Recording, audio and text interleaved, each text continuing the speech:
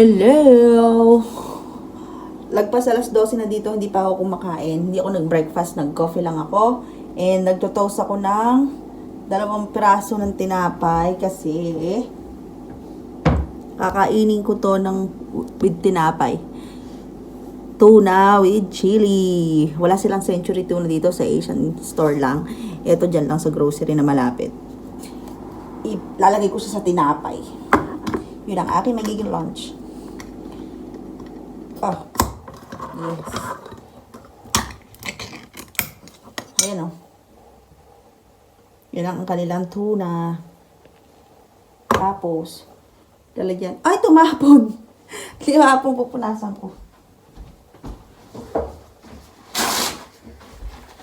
Lalagyan ko lalagyan ko siya sa bread. Dapat, ko siya sa salad ko kakainin, kaya lang. Lalagyan ko siya sa bread. Dapat, ko siya sa salad ko kakainin, kaya lang. Yeah. Nasobrahan. Pinihitan naman ni David to. Ng 6 minutes. Matutusta. Lagyan natin. Yan ang aking lunch.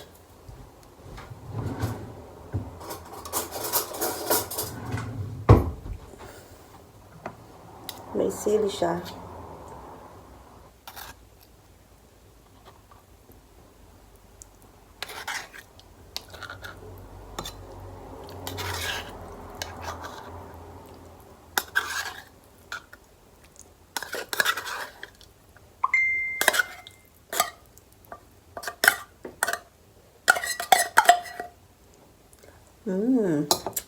Kakain ko siya with tinapay. Tuna siya, na may sili, tsaka itong 2 pirasong tinose ko na bread. Yan ang aking tanghalian. Dapat salad to eh. May salad yan sa rep. Yung lettuce na may sibuyas, kamatis. Lagay ko sana siya sa salad ko itong tuna. Kaso, tinatamad ako. Mas parang pili kong kumain ng bread na may tuna. Kain tayo. Harap.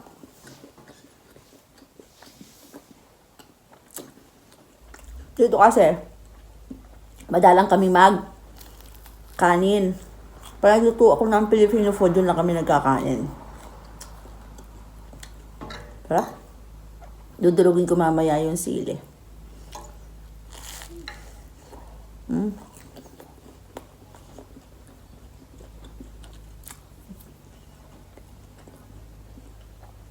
Itong bread na to, iba.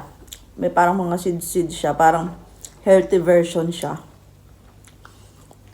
Pero bumibili kami ng white, katulad dun sa atin. Yung plain lang. Kasi, pagka weekend, andito yung bunso ni Baba. Hindi siya kumakain ng ganitong bread. White bread lang. Sarap. Parang gusto ko nga ito sa kanin. Wala na kaming kanin. Ay, sili. Oh. Sili. Cut natin. Kaya mo nang na-trigger yung acid ko.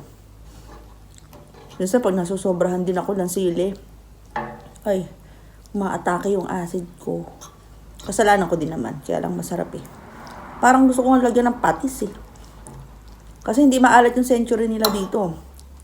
Century. Yung tuna, hindi ko tulad ng century sa atin, di ba maalat? Dito hindi.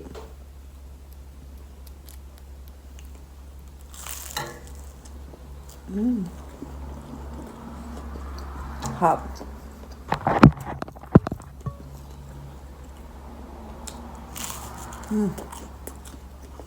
Yan lang.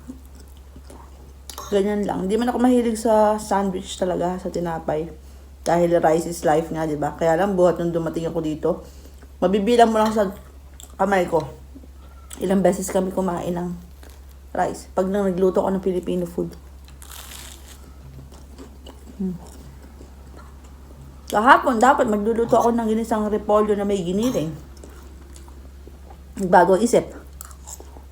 Kaya nagpasta kami. Spaghetti.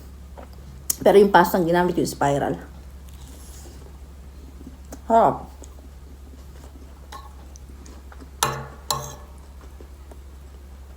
Sarap ng sili.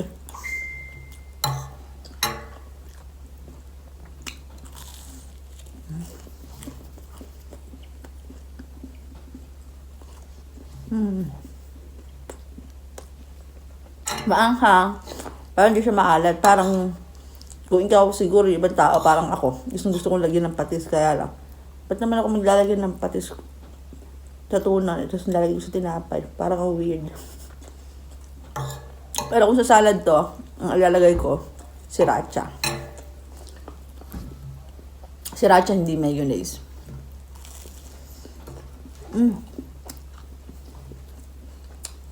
Harap.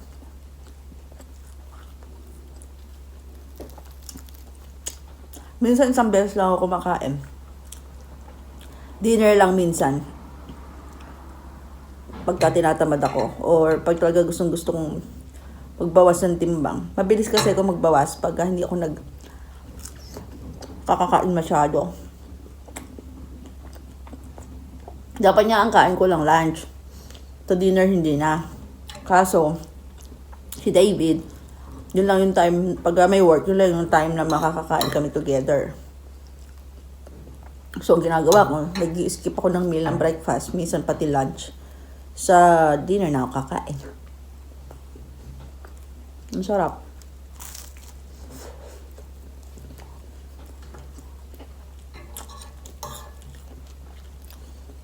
Gusto ko nag-video pag ako kumakain. Content creator, wanna bitch nga, di ba? Bahala kayo dyan. Bash nyo ako.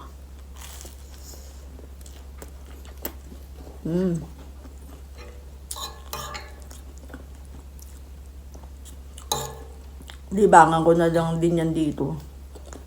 Tsaka, gusto ko yung ginagawa ko, enjoy ako.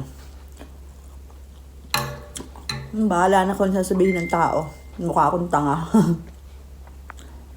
Or baka sabihin nila lahat na lang pinost ko. Ganun talaga. Sa dami ng tao nagpo-post ng kung ano-ano sa online, minsan wala pang kakwenta-kwenta.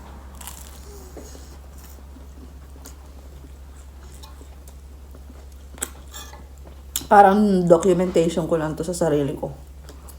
Habang andito ako.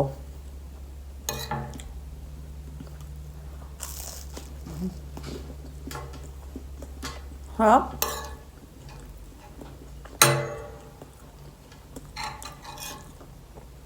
Usually, isang bread lang ako. Pero since marami yung tuna, kailangan dalawa. Carbs pa rin naman to. Pero, syempre, hindi ganun kalala ng rice. Sarap po.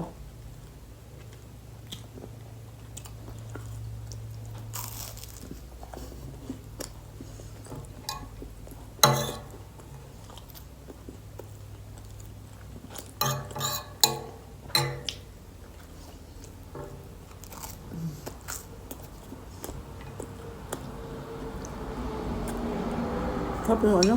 Ayun, sili.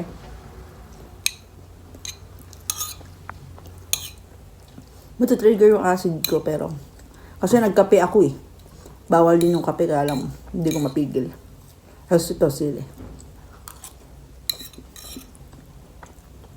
Hindi na ako magtataka kung sumakit yung sigmura ako mamaya.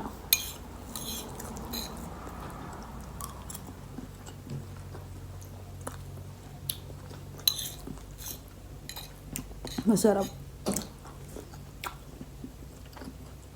Pero mas masarap yung century natin. Mas malasa yun eh.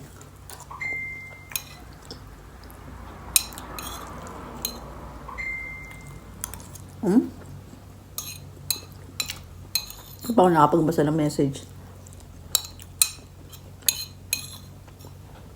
Nilabas ko uli yung, yung damit na nilaban ko. May araw kasi sa labas. Ganun. Yun lang. Bye!